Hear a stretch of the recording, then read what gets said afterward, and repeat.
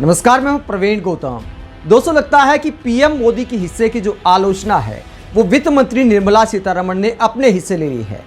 भले ये माना जाता है कि ज़्यादातर मंत्रालयों का काम पीएम मोदी देखते हैं और पीएमओ ही सब कुछ डिसाइड करता है, लेकिन वित्त मंत्रालय से जो जनता की शिकायतें हैं उसे लेकर पीएम मोदी से सवाल करने के बजाय पब्लिक वित्त मंत्री निर्मला सीतारमण को ट्रोल कर देती है।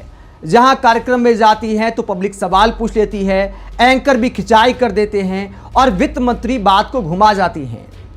एक बार फिर एक ऐसा वीडियो सामने आया है जहां वित्त मंत्री निर्मला सीतारमण के मुंह पर एक व्यक्ति ने सुना दिया।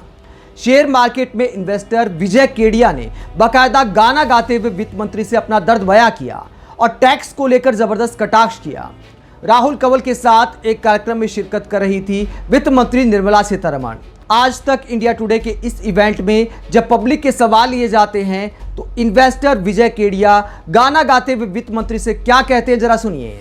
डिविडेंड के ऊपर लेती हो मैडम टैक्स बार बार। तो विजय केडिया गाना गाते हैं कि कहना है मैडम आपसे पहली बार डिविडेंड पर टैक्स लेती हो बार बार।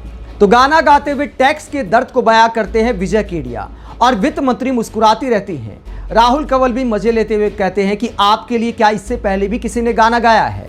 हालांकि विजय केडिया ने वित्त मंत्री की तारीफ में गाना नहीं गाया था, उन पर कटाक्ष करते हुए गाना गाया था। उसके बाद सोशल मीडिया पर वीडियो शेयर करते हुए विजय केडिया ये भी कहते हैं कि देखिए, मैडम के सामने अपनी बात रखी और उन्होंने सुना। पब्लिक ने पूछा कि सुना या रिस्पॉन्ड भी किया। तो उसके बाद विजय केडिया कहते हैं कि चुप रहना भी स्वीकार करने जैसा है। एक आध व्यक्ति ने कहा कि सुन तो लिया लेकिन लगता है कि हंसी में उड़ा दिया। इस तरह पब्लिक रिस्पॉन्ड करती है कि वित्त मंत्री सुनती जरूर हैं, मजबूरी है, सामने कोई बोलता है तो सुनना पड़ता है, लेकिन उसका तर्क के साथ जवाब नहीं देती। दोस्तों, विजय केडिया ने जब गाना गाते हुए वित्त मंत्री को सुनाया तो मुझे एक और वाकया याद आ गया। कुछ महीने पहले एनडीटीवी प्रॉफिट के एक कार्यक्रम में भी इसी तरह वित्त मंत्री के सामने एक व्यक्ति ने टैक्स को लेकर जबरदस्त सुना दिया था कि हम गाड़ी खरीदते हैं तो टैक्स, सड़क पर चलते हैं तो टैक्स, खाना खाते हैं तो टैक्स, आप आखिरकार कितना टैक्स लोगे? इतना टैक्स तो अंग्रेजों के ज़माने में भी नहीं हुआ करता था। तब भी वित्त मंत्री निर्मला सीतारमण कोई जवाब नहीं दे पाई थी और विजय केडिया की बात का भी कोई जवाब नहीं दे पाई। आपको याद होगा कि नाविका कुमार ने भी कुछ दिन पहले वित्त मंत्री के सामने टैक्स को लेकर दर्द बयां किया था, बाकायदा मीम दिखाए थे। उसका भी कोई सीधा जवाब वित्त मंत्री ने नहीं दिया, क्योंकि जवाब सरकार के पास है नहीं।